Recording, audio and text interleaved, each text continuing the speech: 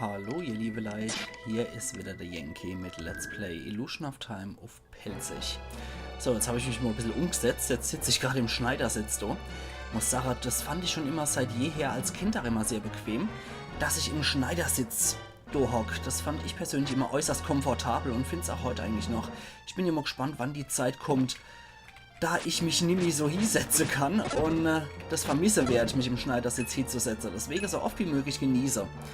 So, bald haben wir auch den Malus wieder eingeholt, denn die Vampire uns geben hin. Und zwar sind wir gleich wieder bei 5 Leben, die wir haben. Bis zu 5 Leben, die wir haben können. Wir sind bei 4,98 derzeit. Bei den dunklen Kristalle. Ui, ja, okay, nicht schlecht. Das war ja wohl diese Erhöhung der dunklen Kraft, ne? Nicht schlecht. Also wenn der Baller jetzt auftrifft, dann spaltet er sich nochmal in 4 Strahler. Wo ist denn der andere Knetkopf jetzt hier geflogen? Na, da ist er doch. Moschee ins Leere geschossen. Ah, nicht schlecht, ja. Warum nicht? Okay, den kriegen wir nicht. Aber der kommt ja wieder zurück. Vielleicht treffen wir Jodesmol. Okay. Daniel, zeig, was kannst. Zumindest schon die Richtung des Mog stimmt. Immer hier. Das ist schon mal was wert. Allerhaupt 8 Gegner haben wir und eine Truhe gibt es hier anscheinend da noch. Oh. Die kommt gerade mit ihrem Batzel da angeschossen.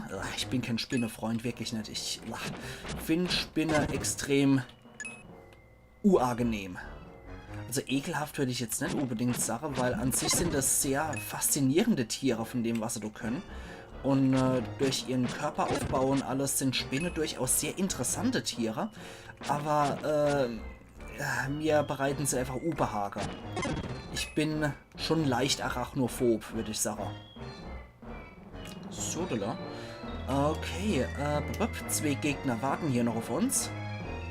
Also, nichts wie hier. Da sind sie ja, die 2 Gewitterbutze.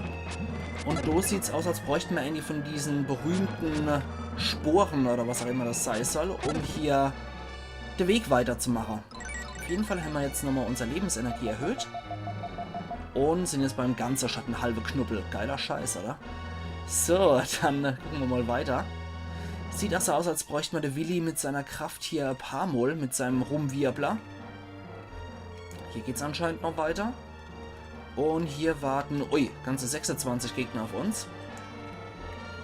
Gucken wir da mal gerade. So, komm her, du. Der macht ja auch immer lustige Geräusche, wenn er getroffen wird.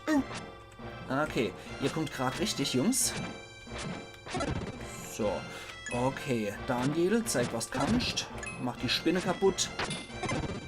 Ja, Freedan funktioniert auch als Kammerjäger recht gut. Und also die Schädel, mit denen wäre ich definitiv auch nicht befreundet mehr in dem Leben.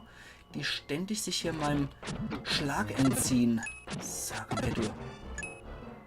Ich glaube aber auch, überall, wo Spinner als Dungeon-Gegner vorkommen, sind es definitiv nicht meine Lieblings-Dungeons. Ich bin einfach kein Spinnenfreund. Und je größer das Vieh, desto übler für mich. Also kleine Spinne, die gehen jetzt eigentlich. Aber sobald die Viecher so Vogelspinnegröße haben oder Tarantelgröße haben, dann hört es mich auf, wenn ich sehe, dass die horig sind. Das ist unglaublich ekelhaft für mich. Sördela. Obwohl, wie gesagt, Spinne eigentlich sehr faszinierende Lebewesen sind, von dem, was sie eigentlich so können. Sördela. Dumm. Wupp.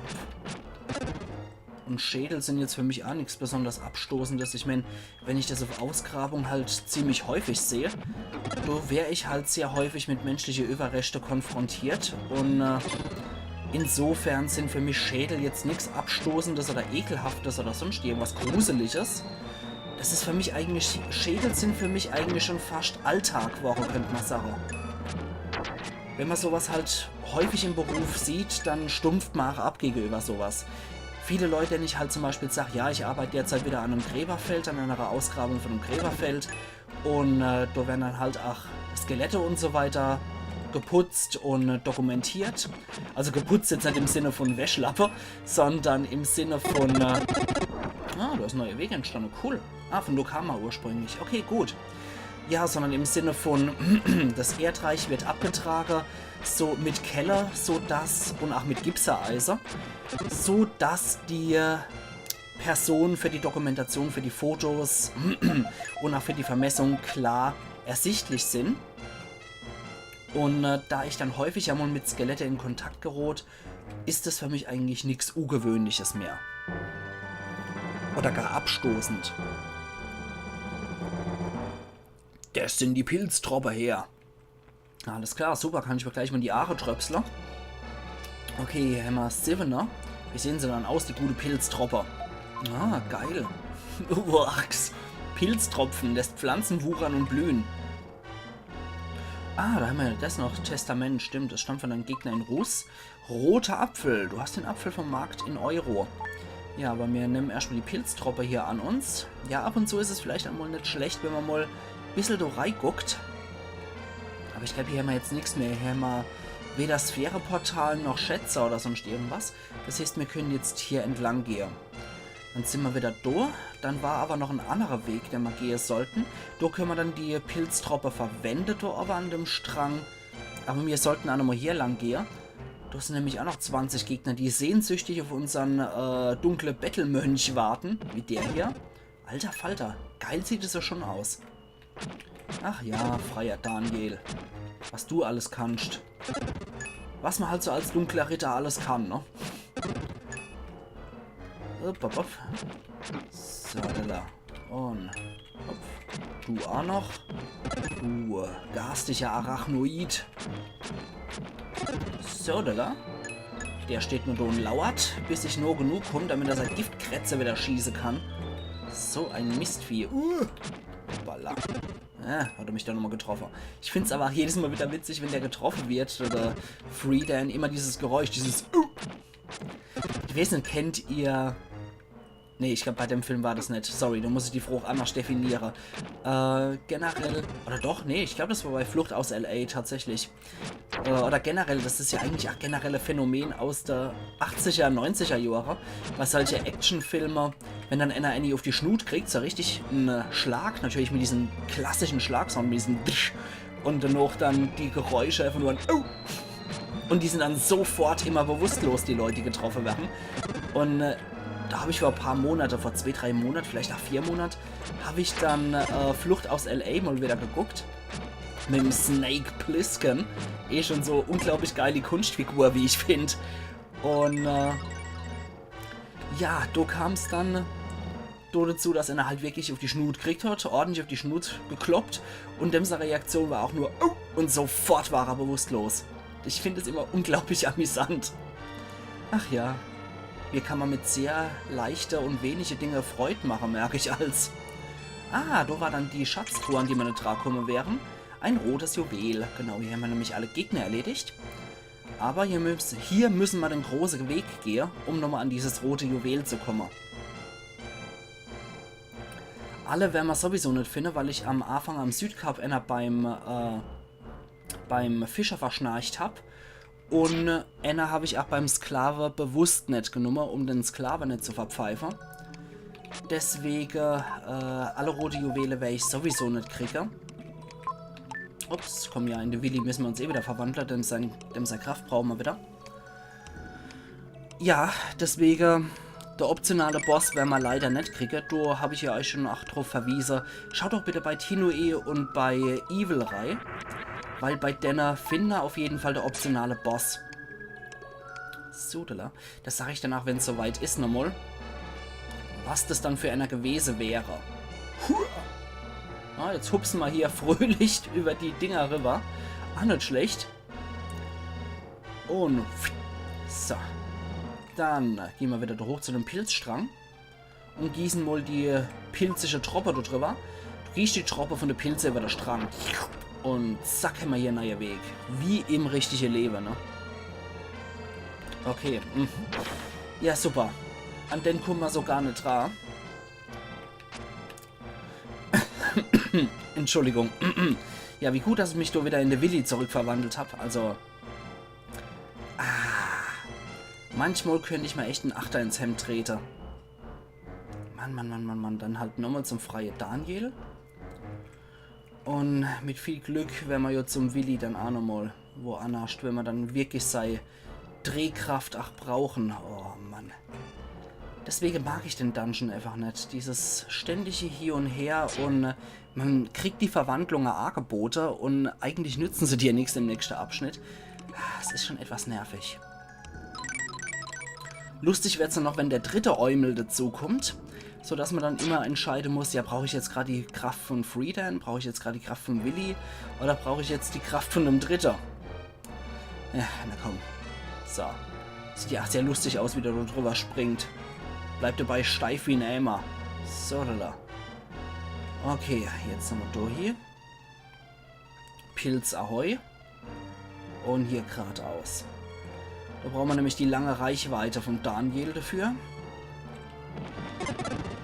So, damit können wir nämlich schon ordentlich Schade reißen bei den ganzen Gegner in der Umgebung hier. Und hier haben wir noch 21 Gegner, die auf unser Schwert warten. So wie du. Und du erst recht. So. Dann komm mal her, du Schädli. Okay. Passt. Du auch noch. Gut, da brauchen wir mittlerweile nur noch 2 Schläge, finde ich gut.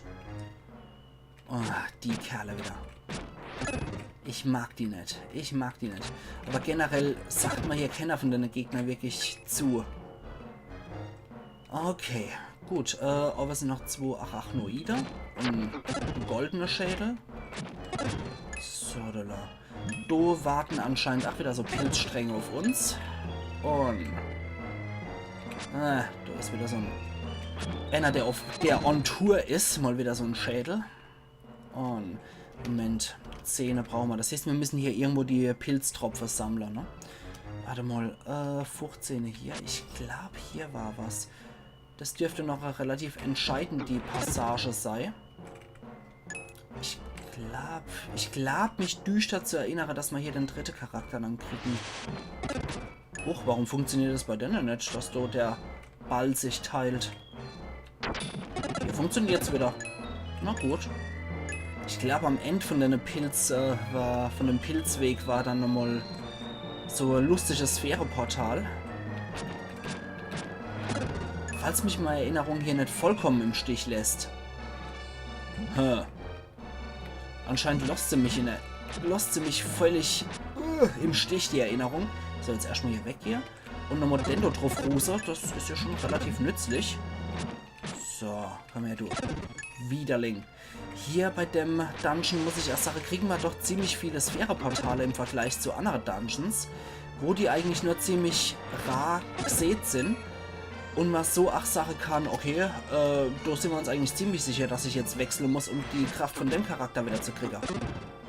Alter Falter. Da muss ich auch jede Menge Schade fressen bei den Jungs. So, war nicht hier nochmal? Ah ne, hier war am Schluss. Dann einfach die Pilztropfen. Ich habe gedacht, das wäre das Sphäreportal gewesen. Egal. Insofern nicht weiter wichtig, weil wir jetzt auch nochmal geheilt worden sind. Leider kein neue Knubbel. Das sind die Pilztropfen. Ah, sehr gut. Nochmal einen Schluck von dem stille Wasser mit Tee. Das macht doch immer alles besser. Ja, ich mag das einfach, wenn man dann den Geschmack im Mund noch hat. Weil stilles Wasser neigt dazu, wenn man es zu häufig getrunken hat, dass es einfach nur nichts mehr schmeckt. Dass es einfach einen ekelhaften Geschmack im Mund gibt, wenn man das getrunken hat. Fast schon so ein Geschmack, wie wenn man morgens aufsteht und sich noch nicht die Zähne geputzt hat. Das schmeckt dann auch relativ ähnlich. Uah. Deswegen mag ich es dann doch lieber, wenn das Wasser auch Geschmack hat. So, jetzt haben wir hier den Pfad geöffnet. Und hüpf.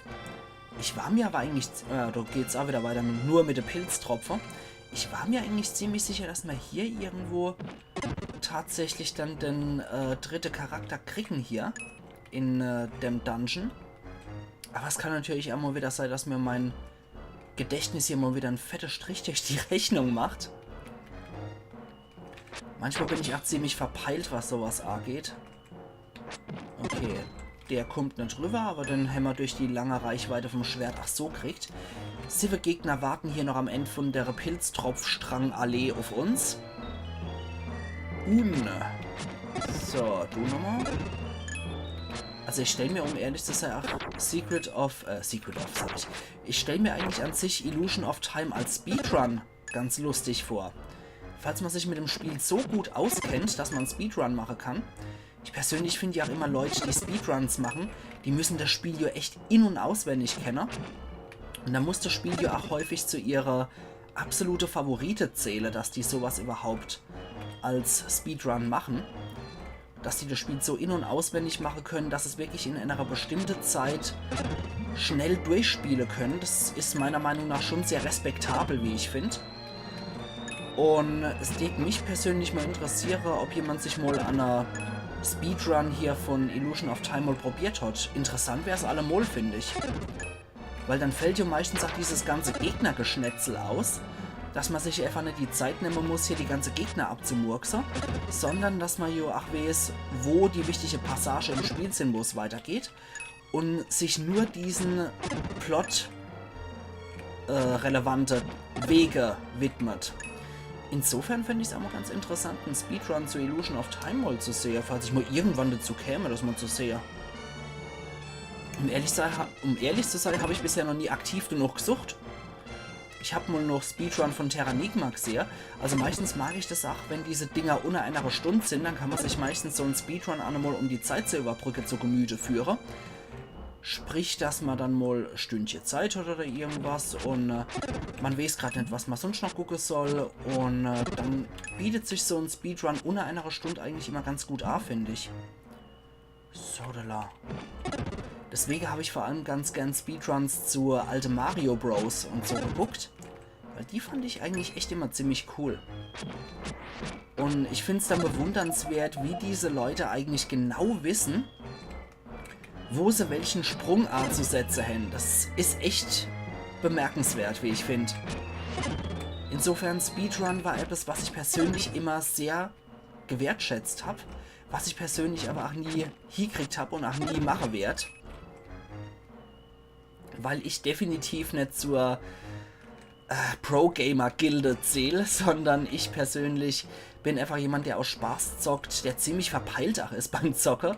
Deswegen, deswegen würde ich mich persönlich, glaube ich, nie an einen Speedrun dran wagen. Selbst wenn ich das Spiel wirklich gut zu kennen glaube. Das, was etwas frustrierend bei der Sache sein kann, das wollte ich doch gar nicht, nein, ich wollte zu dem Sphäre-Portal. Naja, das sind auf jeden Fall die Pilztraube, herzlichen Glühstrumpf. Ja, selbst wenn ich glaube, dass ich mir wirklich gut genug für sowas wäre, will ich doch sagen, dass etwas frustrierender bei Speedruns ist, dass es immer jemand gibt, mindestens einer gibt, der erheblich besser ist als man selbst. Deswegen, das wäre für mich etwas frustrierend dann immer. Zu sehen, dass ich dann einfach nur Gurk von viele bin und dann mein Speedrun eigentlich doch nichts so Besonderes ist, wie die Leute, die das einfach wirklich absolut beherrschen. Von daher aller Respekt vor dem Ganzen, aber ich persönlich, ne, ich würde mich doch nicht dran trauen. So, da ist auch einfach die, sagen wir mal, dieser Hang zu nichts Besonderes sei, ist dort ziemlich groß im Vergleich zum Let's Play, wo man halt zwar natürlich auch einer von vielen ist, der das nur macht, aber man kann einfach labern, wie man Bock dabei hat und beim Speedrun zählt halt einfach klipp und klar die Leistung. Und mit Leistung kann ich mich bei meinen Let's Plays definitiv nie so wirklich rühmen. Mir geht es eher darum, dass ich da viel lustiges Zeug schwafel. So, da. Genau, du. Oh. Dummkopf. Mann. Also manchmal stelle ich mich ja echt an wie der letzte Eumel. Hier. Genau deswegen könnte ich auch niemals einen Speedrun machen, ihr liebe Leute. So, jetzt probieren wir nochmal den Pfad. Wir waren schon fast wieder bei diesem blöden Sphäre-Portal. Oh, toll. Ja, da haben wir jetzt mordsmäßig abgekürzt, sehe ich. So. Und gerade weil meine Orientierung so unter aller Kanone ist, würde es mich einfach mal faszinieren und interessieren, wie die Leute eigentlich wirklich dort kühle Kopf noch bewahren können und genau wissen, wo sie, wo hier und wann, wo hier zu gehen haben. Das ist etwas, was ich absolut faszinierend finde, dass sich Leute tatsächlich so gut zurechtfinden. Das ist meiner Meinung nach schon durchaus ein Talent. Ah, mal da. Kriegen wir was? Ich glaube, ich weiß, was wir jetzt Lustiges kriegen.